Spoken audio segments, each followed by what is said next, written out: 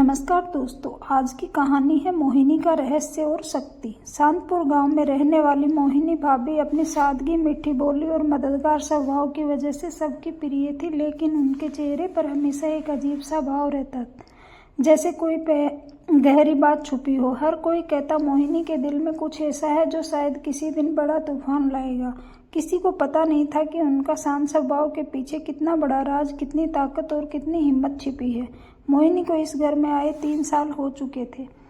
देवर अविनाश उन्हें बहुत मानता था। घर में शांति थी, पर मोहिनी की आंखों में कभी कभी डर झलक जाता। अविनाश कई बार पूछता, भाभी सब ठीक है ना? मोहिनी मुस्कुराकर कहती, हाँ देवर जी सब ठीक है, लेकिन उसका कांपता हाथ कुछ और ही कहानी कह देता।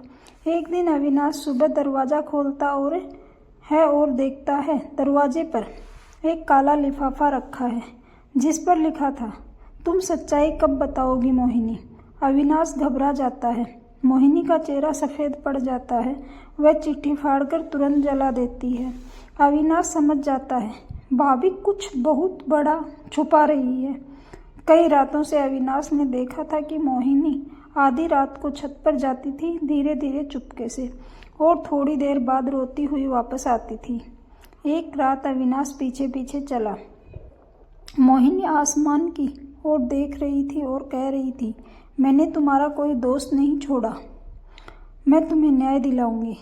अविनाश के पैरों तले जमीन खिसक गई। वह सोच में पड़ गया, ये किससे बात कर रही हैं? किसे न्याय दिलाएंगी? अगले दिन गांव में एक आदमी आया। उसने मोहिनी को देखकर चिल्लाया, ये झूठी है, ये एक गवाह है, इसने ही मेरे भाई को जेल भिजवाया। पूरा घर सन्न। अविनाश हक्का बक्का। मोहिनी का चेहरा कठोर हो गया। उन्होंने धीमी आवाज में कहा, सच बताने का समय आ गया है। अविनाश और परिवार उनके आसपास जमा हो गया। मोहिनी ने पहली बार अपनी सच्चाई बताई। कुछ साल पहले, शादी से पहले, मोहिनी एक स्कूल में पढ़ाती थी। उनकी एक बहुत प्यारी छात्रा थी, रिया। रिया का अपहरण हुआ और उसे एक गैंग ने बेचा।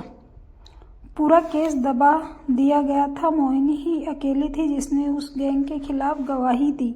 उन्होंने अपनी जान जोखिम में डालकर पुलिस की मदद की।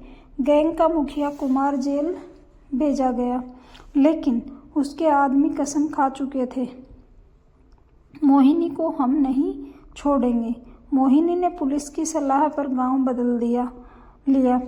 नई पहचान, नई जिंदगी। लेकिन डर वही था।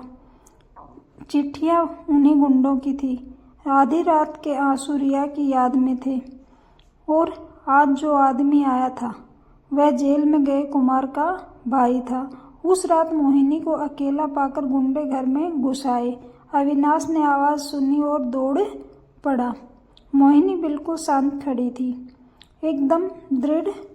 उन्होंने कहा, मेरी कहानी डर की नहीं, हिम्मत की है। मैं भागूंगी नहीं। मोहिनी ने पहले से पुलिस को सूचित कर रखा था। कुछ ही मिनटों में पुलिस आ पहुंची। कुमार के भाई और उसके लोग पकड़े गए। अविनाश स्तब्ध था। भाभी आप इतनी बहादुर हैं? मोहिनी मुस्कुराई। हिम्मत वही है जो डर के बाद भी हमें सही करने दे। प्रेरणा। इस कहानी से हमें प्रेरणा मिलती है, सही काम करने वाला कभी अकेला नहीं होता। हिम्मत डर की अनुपस्थिति नहीं, डर के बावजूद आगे बढ़ना है।